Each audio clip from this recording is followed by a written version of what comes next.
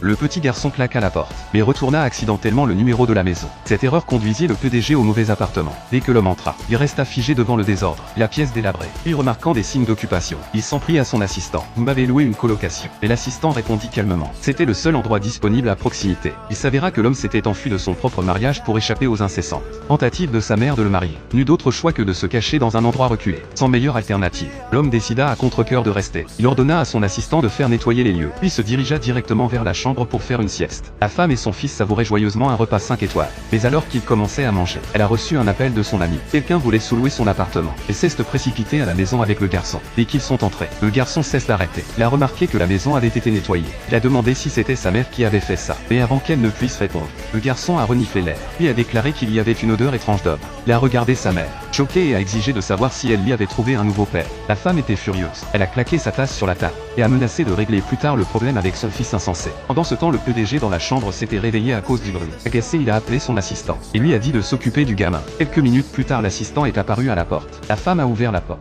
Un homme et son fils le dévisagèrent. Perplexes, puis réalisèrent soudain que c'était l'assistant qui cherchait un logement pour son patron. L'assistant hocha la tête. La femme fronça les sourcils puis demanda où était son patron. L'assistant répondit simplement. Déjà endormi dans la femme explosa. Elle exigea que l'homme parte immédiatement. Essayant de la calmer, l'assistant a sorti 10 000 $ en liquide, disant que ça pouvait louer 50 appartements comme celui-ci. La femme a hésité puis a dit qu'elle avait des principes. Pas d'homme sous le même toit. L'assistant a paniqué, de peur de réveiller le PDG et de se faire engueuler. Lors, il a doublé la mise et a proposé 50 000 $. Ça a fait l'affaire. L'expression de la femme a changé instantanément. Elle a souri doucement et a dit: ce colocataire, je le prends. À l'intérieur, le PDG avait déjà été réveillé. Il a fait venir son assistant. À voix basse, il s'enquit de la femme qu'il recherchait depuis 5 ans. L'assistant soupira et étala une pile de photos. Il avait ratissé toute la ville, mais ne l'avait toujours pas trouvé. Apparemment, le PDG avait passé une nuit inoubliable avec une mystérieuse inconnue. Il ne se souvenait que d'une tache de naissance sur son épaule. Dehors, le petit garçon avait collé son oreille contre la porte. Il traîna sa mère pour qu'elle écoute aussi à la porte. Ils écoutaient attentivement. Le garçon chuchota que l'homme à l'intérieur avait eu un coup d'un soir, avec une femme qui avait un grain de beauté sur l'épaule. Le visage de la femme devint pâle.